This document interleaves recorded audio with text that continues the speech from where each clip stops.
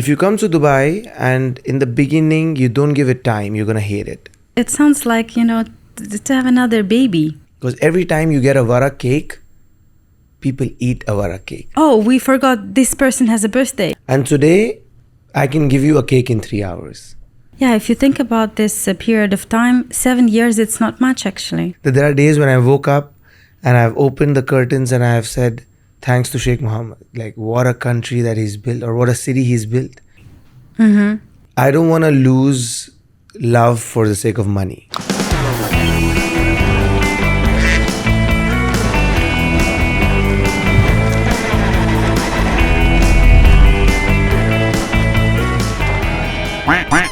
Hi everyone, it's been a week and it's again Who's in Dubai podcast show, and today's guest is actually a very interesting person who came to Dubai 8 years ago and set up his own business. Actually, he's doing this business with his wife, and he has a pretty nice confectionery in Business Bay called Varak The Edible Luxury. Preet Vasudev, hello. Hey, what's up? I'm very happy to have you here, and thank you for supporting my project, and it's really actually amazing. I really loved it. Thank you so much. I mean, it's a pleasure. I think I've been with the Russian population, or the Russian speaking population, moving to Dubai. Mm-hmm. I think it was the most ideal platform for me to kind of create awareness amongst the Russian speaking audience. And I think you're doing a great job with the right kind of guests. So yeah. Thank you so much. Is it like your first time you collaborate with Russian speaking? Yes. Yeah? Yeah, we've never done it before. And this is the first time. Yeah, cool.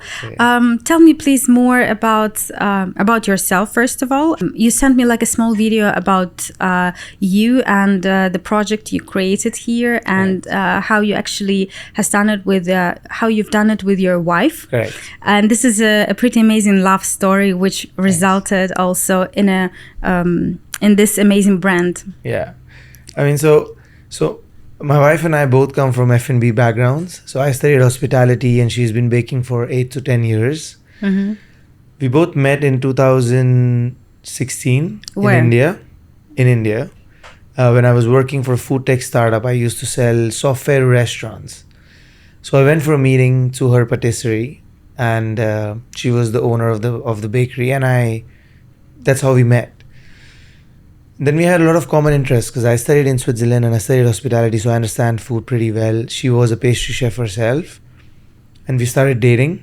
We fell in love, and we eventually got married in 2019 is when she moved from India to Dubai. So I was already in Dubai for around 2.5 years before she came in, and she came in 2019, and we always wanted to start a brand together.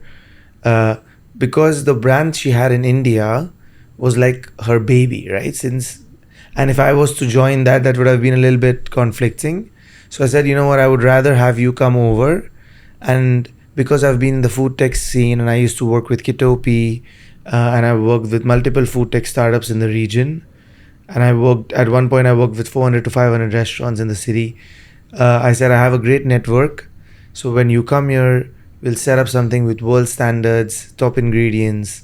It was my way of telling her, don't worry, move from India, come to Dubai, and we'll build an empire together.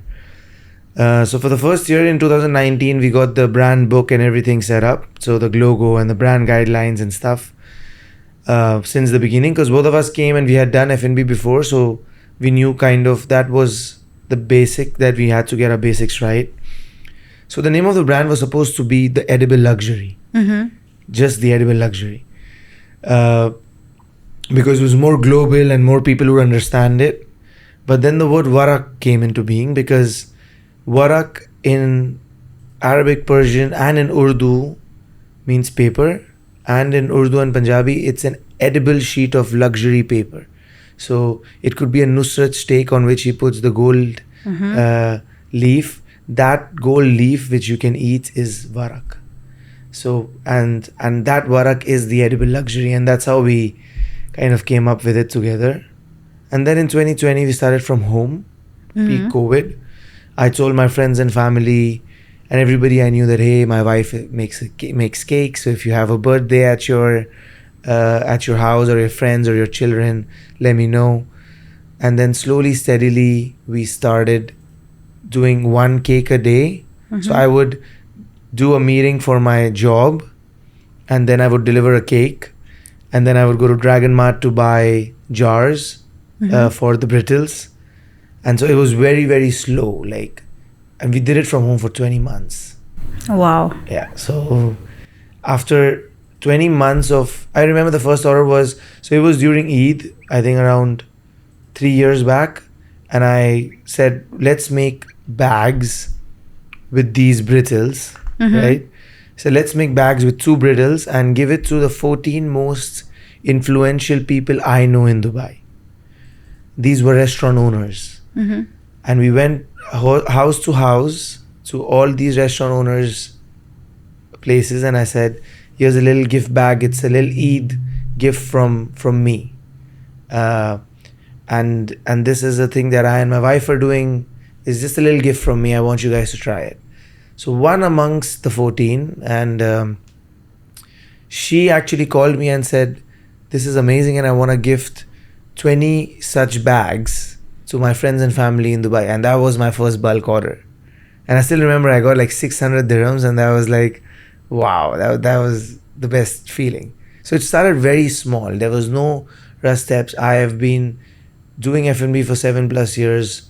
I was doing a job along with Varak for almost 3 years before I decided that I'm going to quit and move full time, because the idea with starting a new brand was not to make money from day one. Everything that we made was reinvested into the brand. The quality so we used Belgium chocolate, Italian Valhona, Calibu, Manjari from Madagascar. So the top ingredients were being used. The packaging was given a lot of importance. So no corners were cut. And for that, we needed the money. So everything we made, we put back into the business, because I had a job that could sustain our life. So a level where I just feel that once you have an excellent product, the growth, the money, the recognition, everything else follows. So exactly. That's pretty Look, much. it sounds like, to have another baby. It is. It's a baby. And we don't have children yet. We've been married for 4 years. And every time somebody's and it's a very common Indian or rather South Asian thing where my dad was so don't you think it's time? It's been 4 years. And yeah, but this is the baby. We are building a baby already. I mean. Yeah, exactly. Because this takes everything from our. So yeah, it is. We nurture it, feed it, grow it, and it's also growing up. Yeah. So it's very similar. And what did you start with? Just the cakes, cookies? Actually, we started with the brittles. So the biggest aspect was the brittle. Yeah, if that breaks up. Nice. We'll try it. I think it was 1 year back I actually ate a brittle. So feels good. That's nice. Still good. So we wanted to create something conscious. So we created a range of, we don't say healthy, because we call it clean. Because when you say, so it's gluten-free, it's not sugar-free, but we think that everything that you do in excess is unhealthy, right? Right. We get a lot of messages of people asking us to do a dairy-free, a gluten-free, a carb-free, a sugar-free, and then they say we want a cake. Which is how a cake can be sugar-free? I mean, there are alternatives where you can use stevia and you can use sugar alternatives, but then it won't taste like that sponge amazing cake that you would want to eat. So that's what I mean. Exactly. So our cakes are usually low on sugar. Yeah, we use fresh cream and we don't use soy cream. We use the freshest French cream in the market. And when you eat our cakes, you won't feel heavy. So the mission and the vision was that, so this used to happen a lot, right? A lot of people, the moment they hear cake and dessert, they're like, oh, no, it's too unhealthy. Sorry, I don't want to eat it. It's got too much calories. And when we have... Especially girls. Actually, everybody. But yeah, I didn't say that. But everybody, to be honest, is a bit conscious when it comes to dessert. Now, what we're trying to change here is that every time somebody came to order a cake and they would be like, hey, I'm having a party with 25 people, but I want the smallest cake because who eats cake? Nobody eats cake. We just want to cut it, but we don't, nobody eats it.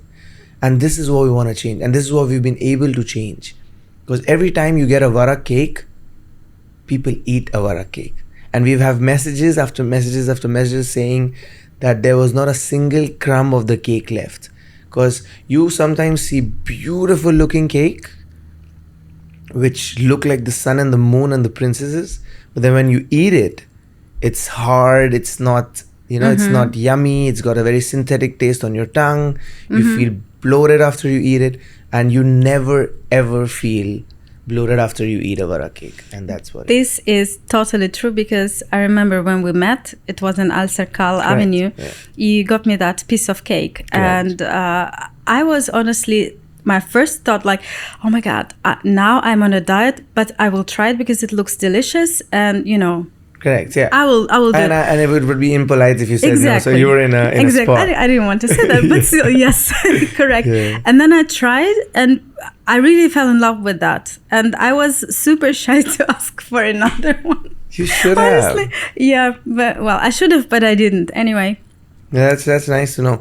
But this is what it is. Every time we've offered it to somebody in a pop-up, the first reaction is no. And then I have to literally go out on my limb and say, take a bite. If you don't like it, throw it. I won't be offended. But you need to eat it. So because the perception has been set that it's unhealthy, it's gonna be too sweet, it's gonna make me feel, not very good. So, and every time somebody's eaten, they're gonna be like, oh my God, this is refreshing. It is. It's light.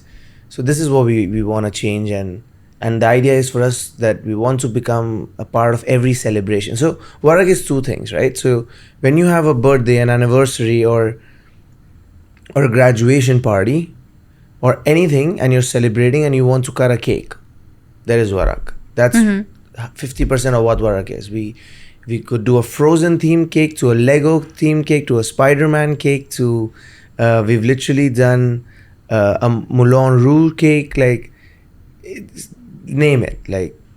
And then if you're going to a friend's house, or if you're meeting a work colleague, or if you're celebrating Christmas and you want to take a gift along with you with things that would last a month and won't get spoiled, we have the Varak gifting, and that's why the box And is everyone will remember. Absolutely. So it's appreciation and celebration. If you appreciate something, you give a Varak box of edibles that last for a month, where they keep thanking you for giving them that. And if you're celebrating, you cut a Varak cake. This is wise enough, actually. That's what makes us different, because we just don't do cakes. We have a travel loaf, which is orange olive oil, carrot cream cheese, and which is like a British pound cake, where you could have a slice with your tea every day. So it's like a tea cake loaf.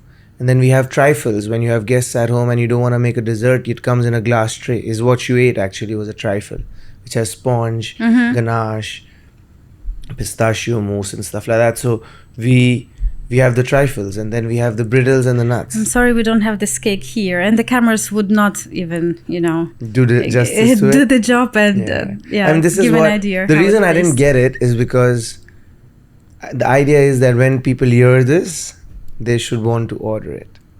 Correct. So that's the idea. Yeah. So okay, let's do this little fun thing where if they see this podcast and they message us, Okay. they have to tell us the code word is Amazing Xenia. Oh. If they say Amazing Xenia, we send them a little something special.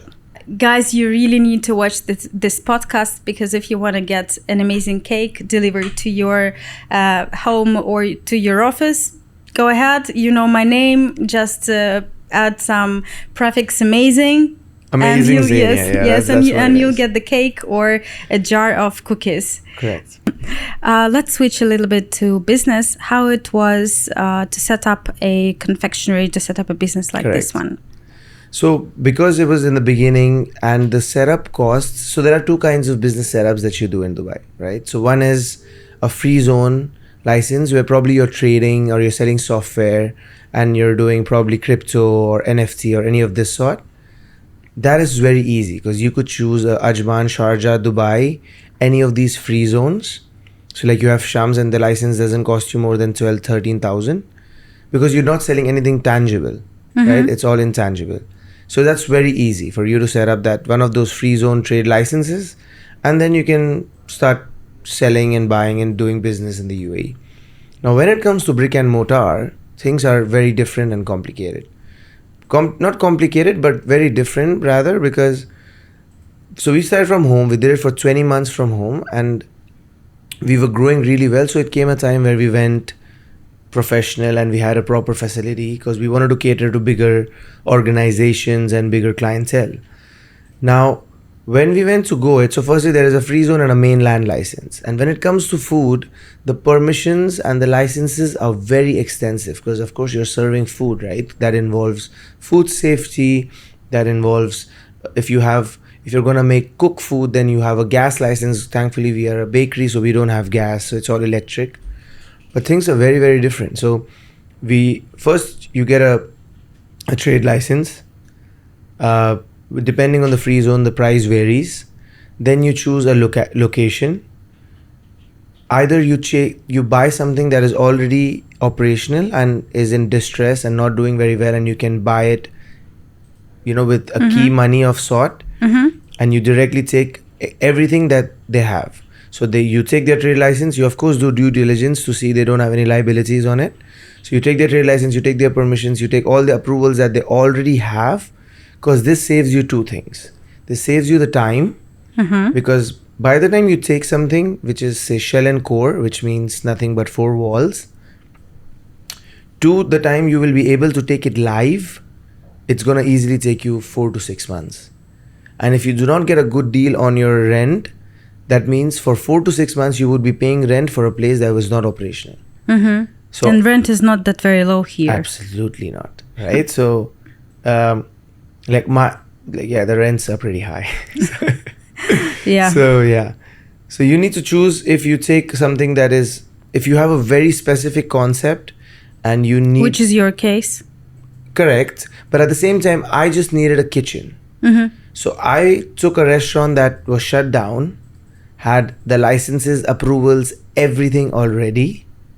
I just took that up, and I remember my lease started on the 15th of October and I was live on the 3rd of November.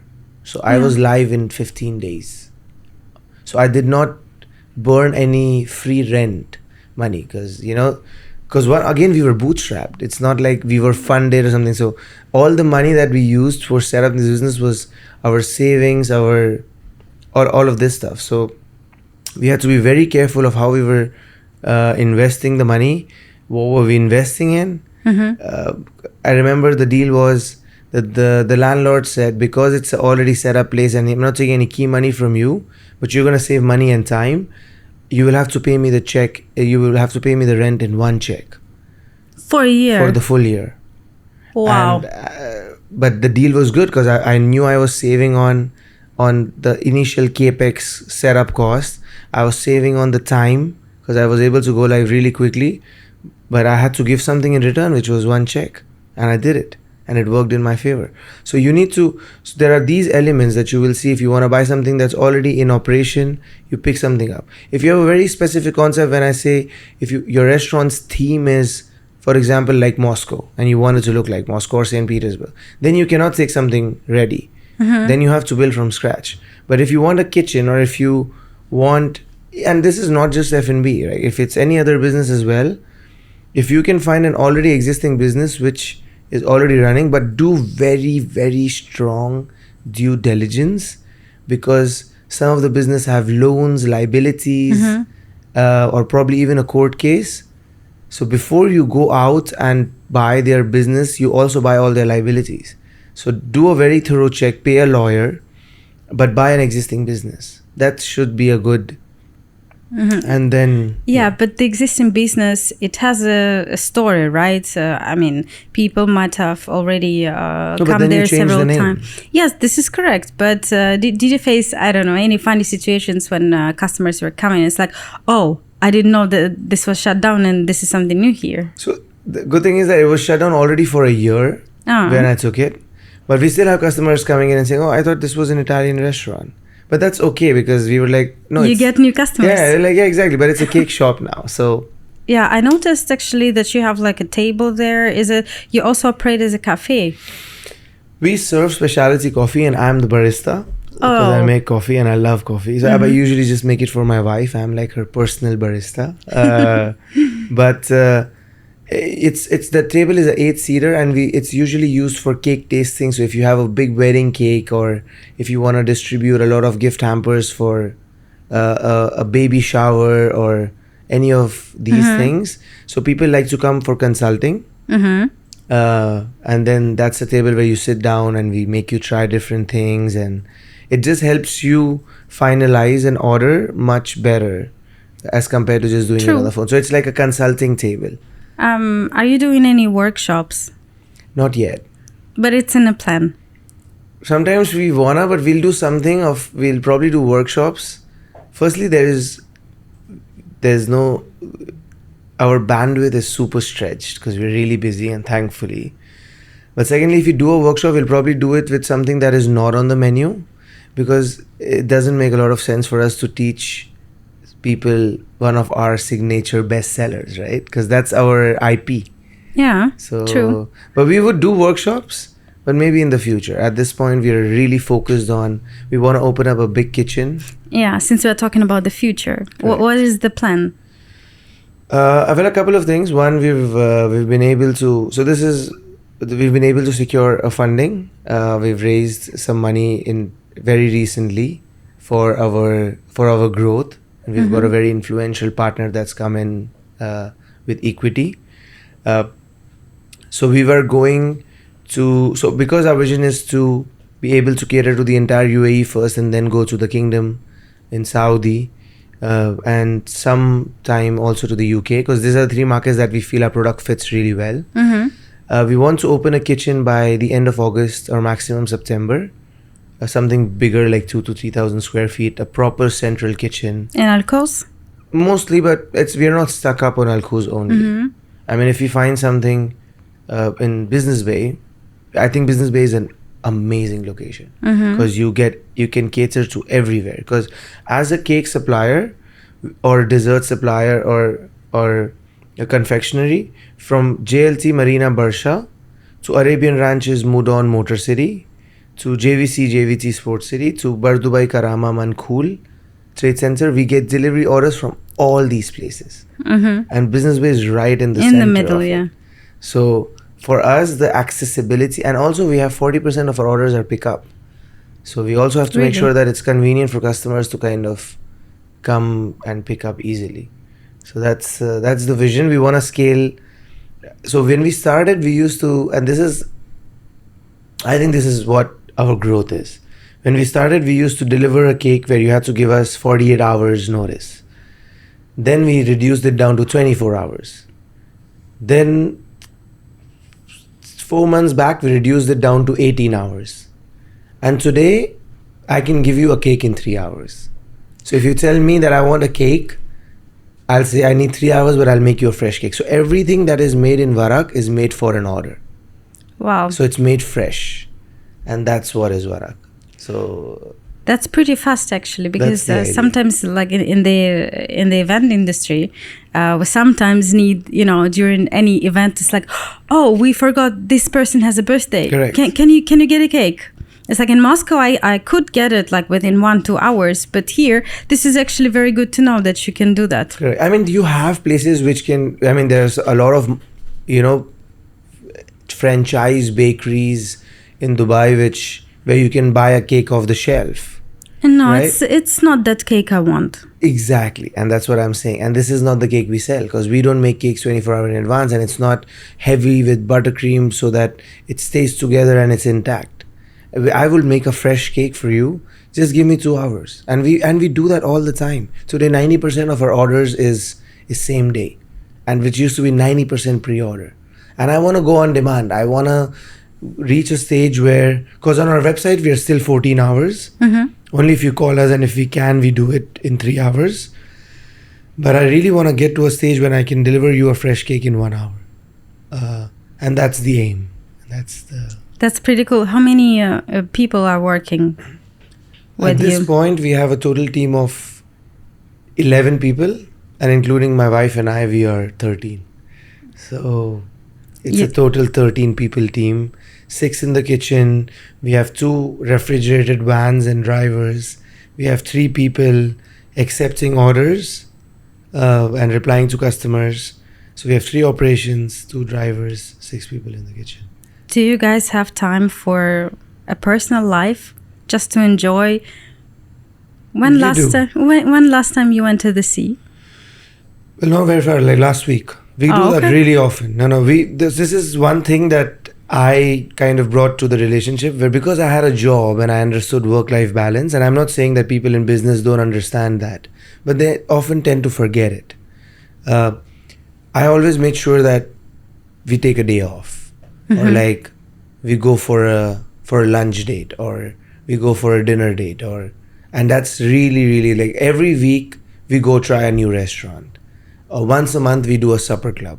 So it's something that is a very integral part of her, because one of the things that I was really, really worried about, and I even told her that I don't want to lose love for the sake of money.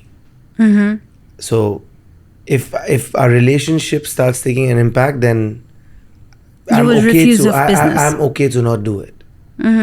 So that is the priority. So we bring back work home all the time. Yeah, so we always bring work home, but we always make sure that we disconnect.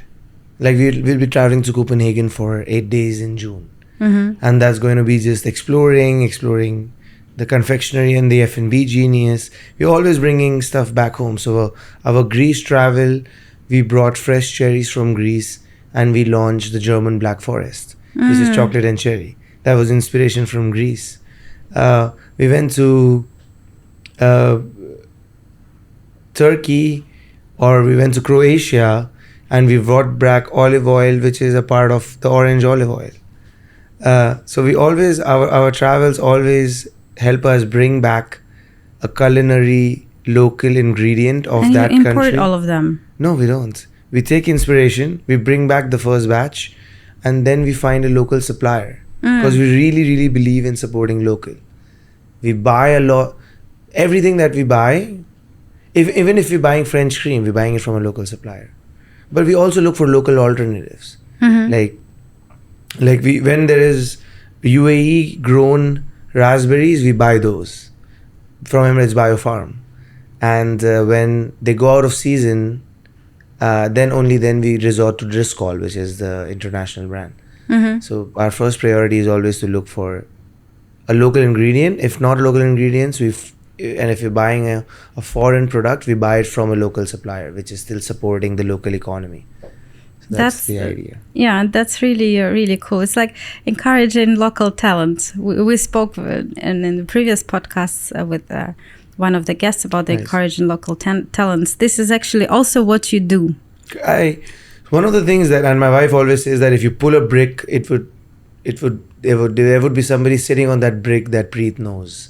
And that's something because I always make sure that I work with people that support my brand. Somebody that used to love my cakes and used to order, because she's gluten intolerant and she would order the flourless, is the one that runs my ads and is making my e-commerce platform. Or somebody that was a Varak customer and worked for a radio network is the one that I ran radio ads with. Or somebody. So I always look for a customer that has supported me, like 24/7 media, which is a very big group, which you see outdoor hoardings, is a very big client of ours. And now I plan to do outdoor with them. Or VFS, which is the visa facility, is also one of our biggest clients. Wow. So every time I want to work with a visa need, I don't even think about working with any other agency, because if they support my business, I don't have to look outside. If you buy cakes from me, if you buy stuff from me, and you have a business and I need something, and even if I'm going to pay a little bit more, it's okay.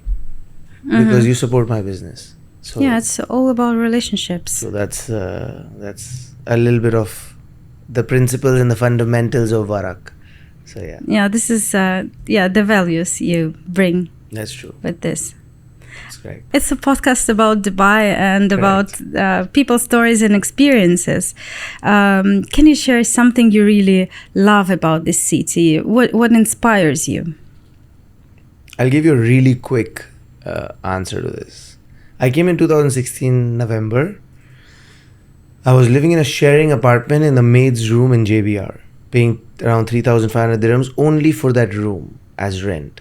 And living with 5 strangers in different bedrooms, of course. Like, there's an Australian guy, there's a Belgian girl, there's a French guy. Amazing. Loved it. I did it for... Good experience. Best time. I made friends. I made everything. So from 2016, and I didn't have a driving license for a year and a half. So I used to take the metro, average walking 5 kilometers a day without going to the gym. If you come to Dubai and in the beginning, you don't give it time, you're going to hate it. Because Dubai has so much luxury and bling that you would feel poor.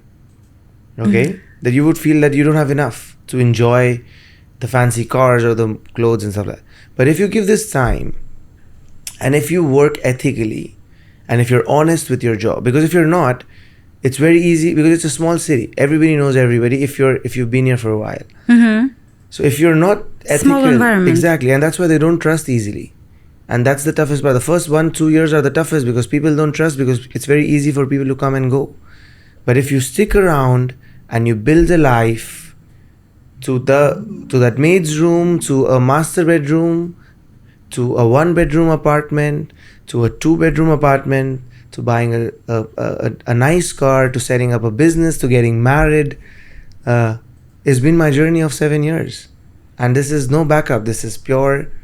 Yeah. And that's why I love Dubai. But you have to give it time. Yeah, if you think about this period of time, 7 years, it's not much actually. Correct. It's actually not much. Even me, I'm looking back, living in Moscow and living here, as if I, made a couple of lives more. Exactly.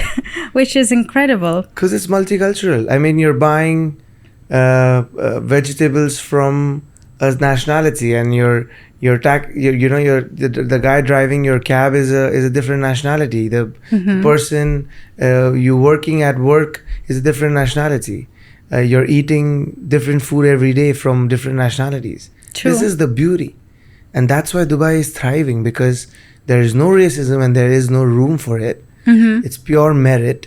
If you're good, you're good, and I mean it when I say it. That there are days when I woke up and I've opened the curtains and I have said, thanks to Sheikh Mohammed. Like, what a country that he's built, or what a city he's built. Yeah. Like, giving people opportunities. You don't have to come from wealth to build something for yourself. If you're good at what you do and if you're talented, yeah, this is the city. But you have to give it time. Exactly. This I will agree with you, because when I first came here, first 3 months were really tough. Correct. Especially when you don't know anyone. Exactly. And when you have a really good environment and you get support from your friends. I think the biggest support for you would be word of mouth, or anybody. Yeah, that's the biggest support in Dubai. Yeah, Dubai is all about networking, right? That's networking, but also not the... Somehow, if people find a right vendor in Dubai, and if they've had a good experience, they will go out of their way to tell their friends and family that this is a good vendor. Because it's a sense of pride that I found somebody that makes the best cakes. Yeah. Okay, so it's a pride, it's a proud thing. Or I found somebody that is the best architect in Dubai. Obviously, you want to recommend it. Exactly. You want to share. So because there are so many not good ones, that when you find a good vendor, you really go out of, and the people go out of their way to support and to refer them. And this is Dubai. So. Yeah. So Dubai teaches you being patient, tolerant, and what else? To risk. Risk, but at the same time, it also teaches you that anything is possible. Like, and I mean it, and I'm one of those very realistic and very pragmatic human beings where I don't believe in miracles. I believe in, but you have to work towards a miracle. If it's 99% hard work, there is still that 1% miracle, right? So right. I believe in it, but if this Dubai it really shows that if you put your head to it, like my it might sound really funny, but I really manifest that I would like to make Sheikh Mo and Faza try the Varak cake. Why not? Dream big. Exactly. And I want them to try it. And one day, inshallah, I really hope that I can make it happen. That they try a cake from Varak, and that would be a big moment for me, because I mean they it's because of them we have Varak. So yes, true. So yeah, anything is possible if you stick your head to it and you hustle hard. Habibi, come to Dubai. Yeah, That's true. it sounds really, realistic. Exactly. I mean, I also noticed that everything you're dreaming about here, it comes true. It's just all of a sudden, it's possible. in a month, in a year, like couple of months ago, no, 6 months ago, I wasn't thinking that I'm going to have my own podcast. I was thinking, I was always behind the cameras, always, in the team of organizers. And here I'm here. Exactly. Yeah. That's cool. Dream big. So I wanted to work with Russian speakers. Mm-hmm. I see a girl sitting on the grass in Al Sarkal. I go and offer her a cake to try on myself, on complimentary, that I want you to try it. And the girl, being kind enough, says, yes, okay, why not? Turns out she's a Russian speaker and she has a podcast, and the girl is Kseniya. And I'm on a podcast that focuses on Russian speakers, and this is Dubai. Yeah, the universe works probably a little bit different than in this part of the world. Yes, exactly. I think so also. I have a small gift for you. You gave us that amazing gift, and I also have one for you. Thank you so much. So maybe you notice I have ducks on my show. I have, yeah. Yes, and this is like a small duck, which I hope will remind you about our podcast. And this is so cool. Yeah, I hope it will live in your confectionery. It will. I'm gonna put it up at the store, and I'll send you a picture with it. Great, thank you so much.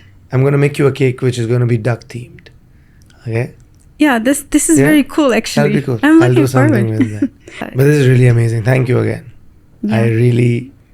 I really like small stuff. So it's small things that make you happy. But thanks. I actually noticed about the small stuff, and thanks to you, I noticed that, because on this box I noticed first, some cake and the bar of chocolate, but I did not notice this small thing. And from also the there's a halipod. menu hanging from the frame. So it's the Varak menu hanging from the white frame. So this is Dubai, right? So it's little elements. This was our skyline box, which is really something that we are very proud of, because it came out really beautiful. This is our corporate hamper. So we have something. Who's working on design? Sorry for interrupting. We have a really cool designer and illustrator. Her name is Jo. And she has an Instagram page called Design by Jo. Mm-hmm. And we really love her. So she's been working with us from day one. So all these illustrations, so like these small details, like it's and also so it's Designed by Jo is her Instagram handle. So we have something that is for 100 dirhams to something that is for 250 to 300 dirhams. So if you come to us and say, hey, I'm going to somebody's house and I need something for 1,000, we can create something. Mm-hmm. Or if you say something, I want something for 60 dirhams, we can create something. How much is the cake? So a half kg cake is 110, which is like 500 grams, serves like 4 to 5 people. And a 1 kg cake is 200 dirhams. It's fair enough, reasonable price. Serves 8 people. Yeah. So if you divide 200 by 8, it's not as much. Yeah, exactly. But not everyone thinks like this. Yeah, I mean, we have a lot of customers that actually reach out to us and they're like, oh, but this is so expensive, but I can find it for 100, I can find it for, why are you so expensive? And stuff like that. It's just not your customer. But it's something that people fail to understand, that you get a normal bag for 100 dirhams and then you have a Louis Vuitton for 100,000. They're both bags. Yeah. That's it. I use the toppest ingredient. I use the freshest cream. I have every brittle is handmade by a expert, choosing the highest grades of almonds from Iran and Afghanistan, called Mamra, which costs us double the price of a California almond. So like our walnuts come from Chile, our pistachio comes from Turkey, our almonds come from Iran and Afghanistan, our cashews come from India, like our paprika comes from, so like we really we really care, like, so, and that's why we don't, and I can guarantee one thing, sometimes you go and you eat something or you spend your money something and you feel, it was not worth it, you feel that, okay, I paid, but it was not worth it. When you eat a Varak cake, if you were feeling that, oh my god, it's a little expensive, after you eat it, you will forget. You will say it's worth it. So that's the fundamental. It's value for money. It's not expensive. Yeah, I totally agree with you, actually. Yeah. If somebody does so, this sorry about the rant. This rant was it's value for money. Yeah. Yeah. Thank you really very much so for much. coming, for supporting, and for sharing. This is very new for me, and I enjoyed a lot. Yes. I really did as well. Thanks a lot. I think it was a phenomenal start. Spasiba. Good. You already started learning Russian. Yeah, I mean, there was this song, right? Yaznayuti daliko mejdunami garada garada. How are you doing it? How you know it? I had a friend who taught me.